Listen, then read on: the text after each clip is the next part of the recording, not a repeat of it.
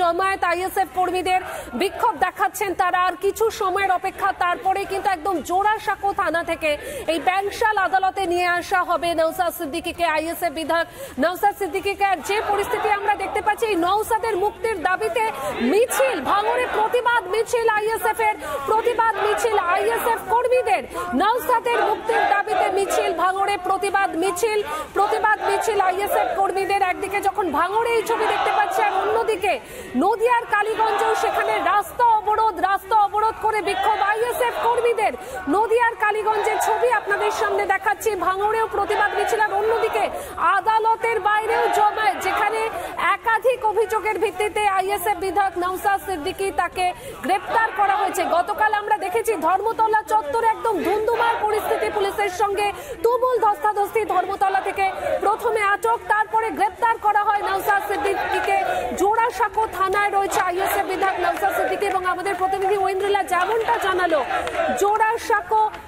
জোড়াসাঁকো থানায় তৎপরতা, যে কোনো মুহূর্তে আদালতে নিয়ে যাওয়ার জন্য বের করা হবে আইএসএফ বিধায়ককে। এবং অন্যদিকে এই মুহূর্তে আমরা দেখাবো যে কালীগঞ্জে প্রতিবাদ বিক্ষোভ, আইএসএফ এর কর্মী সমর্থকরা কি বলছেন শোনাই আপনাদের।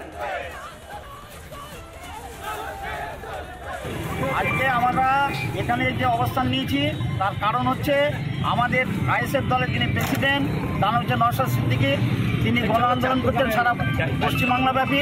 পুলিশ প্রশাসন সেখানে পারমিশন না দিলেও আন্দোলনটা ছিল একবার শান্তিপূর্ণ, কিন্তু তার সত্ত্বেও তেনাকে যেভাবে অপদস্থ করা হয়েছে আমরা আন্তরিকভাবে দুঃখিত। এই কারণে আন্দোলন নিয়ে যখনই ওখানে ধর্ণা মঞ্চ করেছিল ব্যানার ছাড়া, আন্দোলন করতে গিয়ে সেখানে আমাদের চেয়ারম্যানকে অ্যারেস্ট করা হয়, তাকে ছেড়ে না দিয়ে এখনো পর্যন্ত কাল পর্যন্ত আমাদের কাছে খবর আছে পুলিশে আমাদের চেয়ারম্যানকে ঘুষি মারা হয়। এই মুহূর্তে আরো একবার প্রিয়াঙ্কার কাছে চলে যায়। প্রিয়াঙ্কা, যে ছবিটা তুমি তুলে ধরছিলে ব্যাংশাল আদালতের একদম বাইরে থেকে, সেখানে কর্মী সমর্থকরা তারা রীতিমতন বিক্ষোভ দেখাচ্ছেন, কি বলছেন তারা আরো একবার শুনবো তোমার কাছ থেকে।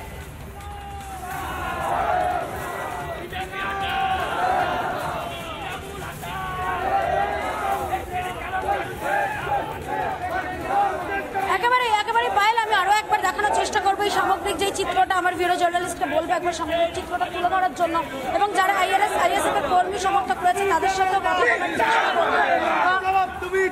বারবার নওশাদ সিদ্দিকীকে কেন গ্রেপ্তার করা হচ্ছে? নওশাদ সিদ্দিকী পিছিয়ে পড়া মানুষদের কথা বলে, সংখ্যালঘুদের কথা বলে, তাই তাকে গ্রেপ্তার করা হচ্ছে।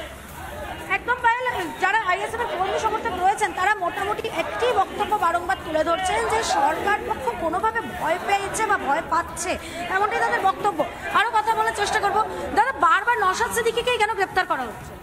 দিদি, মমতা ব্যানার্জি সম্ভবত ভয় পাচ্ছেন এই নওশাদ সিদ্দিকী ভাইজানকে, সেই জন্য একমাত্র মুখ বিধায়ক নওশাদ সিদ্দিকী যে সারা রাজ্য জুড়ে মানে আন্দোলন চালিয়ে যাচ্ছে সমস্ত মানুষের বিরুদ্ধে।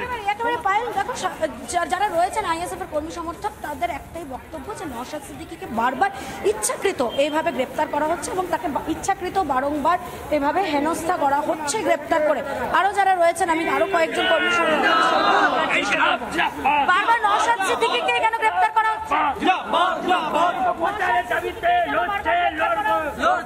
কেননা এই বিজেপি সরকার জেনে গেছে যে আগামী দিনের মুখ্যমন্ত্রী একটাই বক্তব্য যে নওশাদ সিদ্দিকীকে ইচ্ছাকৃত হেনস্থা করা হচ্ছে, এমনটাই বলছেন তারা। এবং আমি একবার ছবিটা দেখাতে বলবো আমার ভিডিও জার্নালিস্টকে, যে ছবিটা এই মুহূর্তে উঠে আসছে ব্যাংশাল কোর্টের বাইরে থেকে, যেখানে যে আইএসএফ এর কর্মী সমর্থকদের ভিড় যেরকম রয়েছে, পাশাপাশি ভিড় রয়েছে এবং চোখে পড়ার মতো ইতিমধ্যেই যা নজরে আসছে। আমার ভিডিও জার্নালিস্ট যে ছবি তুলে ধরছে সেই ছবিটা তুমি দেখতে পাচ্ছ, আমাদের রিপাবলিক বাংলার দর্শকরা দেখতে পাচ্ছে। গতকাল ধর্মতলায় ধুন্ধুমার পরিস্থিতির সৃষ্টি হয়েছিল, এক প্রকার কর্মযুদ্ধ সৃষ্টি হয়েছিল। তার পরবর্তীকালে গ্রেপ্তার হন নওশাদ সিদ্দিকী। তিনি অভিযোগ করেন যে তাকেও মারধর করা হয়েছে, তার পেটে ঘুষি মারা হয়েছে। যদিও তার তরফ থেকে একটি এফআইআর দায়ের করতে গেলে সেই এফআইআর নেয়নি বলেই নওশাদ সিদ্দিকীর আইনজীবী অভিযোগ করেছিলেন। গতকাল নওশাদ সিদ্দিকীকে গ্রেপ্তার করার পর এবং তার কর্মী সমর্থকদের গ্রেপ্তার করার পর যা ইতিমধ্যে উঠে আসছে তা হলো নওশাদ সিদ্দিকীকে খানিকক্ষণের মধ্যেই এখানে নিয়ে আসা হবে, এবং সেই ক্ষেত্রে আরো কয়েকজনের সাথে কথা বলার চেষ্টা করবো। দাদা, নওশাদ সিদ্দিকীকে কেন বারবার গ্রেপ্তার করা হচ্ছে? নওশাদ সিদ্দিকীকে কেন বারবার ওনাকে বাংলার মুখ্যমন্ত্রী ভয় পেয়েছে, মমতা পুলিশ ভয় করেছে। একদম একদম এই খানিকক্ষণ প্রিয়াঙ্কা, একটা বিষয় যদি জানতে চাও যে মুখ্যমন্ত্রী মমতা বন্দ্যোপাধ্যায় তো বারবার মুখে সংখ্যালঘুদের তো মানে সংখ্যালঘু প্রেমের কথা বলেন, একদম মমতার সংখ্যালঘু প্রেম কি তাহলে এটাই যে তাদের হয়ে যারা কথা বলছে সেই আইএসএফ বিধায়ককে গ্রেপ্তারে?